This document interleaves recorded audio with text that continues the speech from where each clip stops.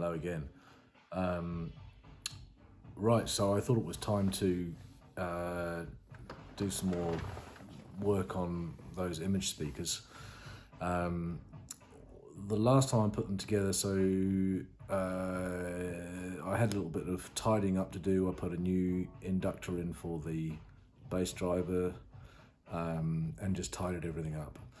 And when I did, excuse me, it all came right. It was really good. And the only thing that I was really missing was just at the top end, as where the mid was crossing over with the tweeter, depending on which way I had it wired up. So if I had it wired up in phase, there was a little peak as it was crossing over, and if it was out of phase, there was a little trough. So I thought, oh well, I'll fix that. And you could hear it. It was really, like, when they were in phase, it's super sparkly, really nice imaging, really nice, but just a little bit fatiguing. And then swapping the tweeter over the other way, nice and mellow, but just not quite the same imaging that I was getting. So I thought I'd play with that. So last time, the whole lounge is a complete disaster now. I've got stuff all over the place, but and I'll explain why in a second.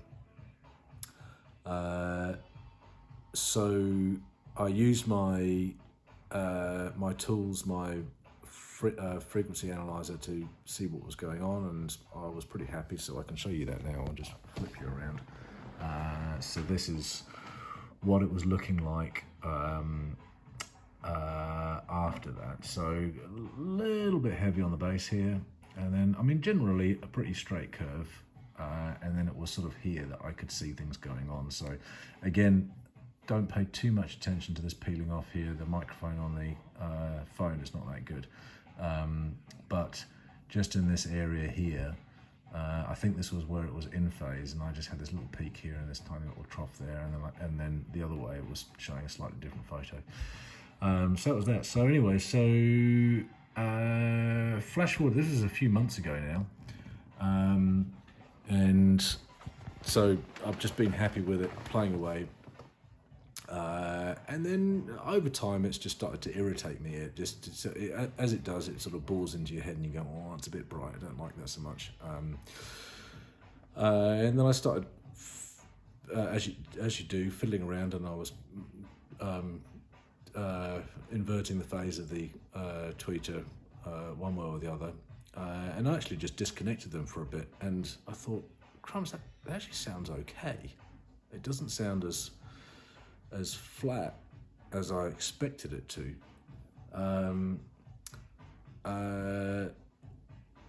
And now forward to this evening where I started playing. So the first thing I did before I started messing around with components was do another frequency test. Oh, I've got to log back in now. Hang on a sec.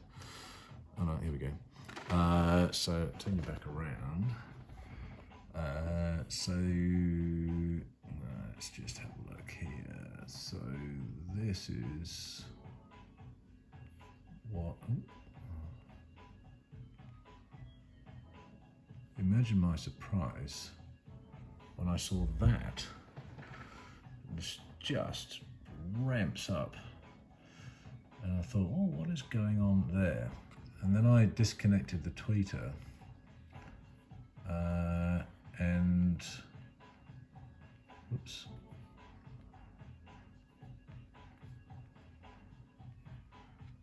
This is what I saw. And again, a spike, actually quite a flat. So tweeter should be crossing over at 4Ks, right? Or 4.8 actually.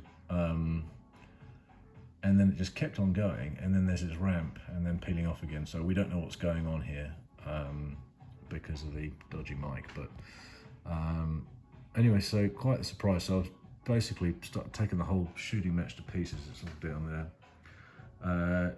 Tested, and also used a spare speaker to make sure. I actually thought, well, maybe the phone's broken, maybe there's a microphone problem, but I used the test speaker and it worked fine. So started taking all the pieces, and it looks like I've actually cooked the inductor. So I'm just going to go through a few bits and pieces here. Like, firstly, let's just quickly test the see if I can do this with one hand. Just test the speaker again and make sure that at least it's the right resistance. So we're looking for 4 ohms or thereabouts. It's never quite, oops, let's try this. There we go. Pretty close to 4. So we're okay there, and it sounds good. This driver sounds absolutely fine. This is a great little tool. I can't remember where I picked this up now, but so I've got, this is the cap. So what is that? 75 microfarads. That's the cap that's supposed to be pulling out. Let me think. Yeah, pulling out the base of the mid. So just to test that, so you can see, you can put this component in there. You can press the go button, and there it's identified that it's capacitor and pretty close to the value, 76.9, close enough. So again, let me see if I can just pop this out with one hand. We'll put in this inductor. Come on. Do this, there we go. Press the go button. It's just this wee inductor here. And sure enough, tells me it is an inductor, 0.37 millihenries. So that's fine. And then the inductor that came out of the mid circuit, chuck that in. Whoops, come on now, I can do this. There we go.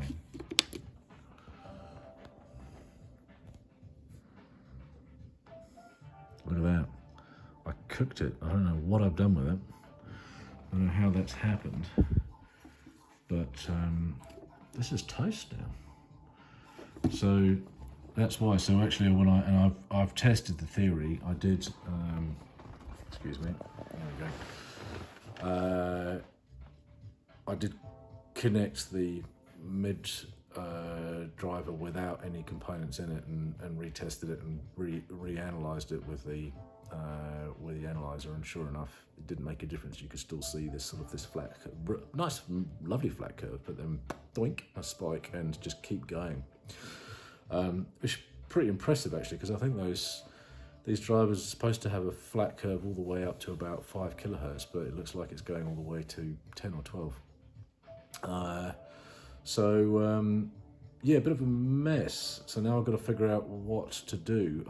Reordering these inductors takes time. They don't keep them in stock. They've got to be made.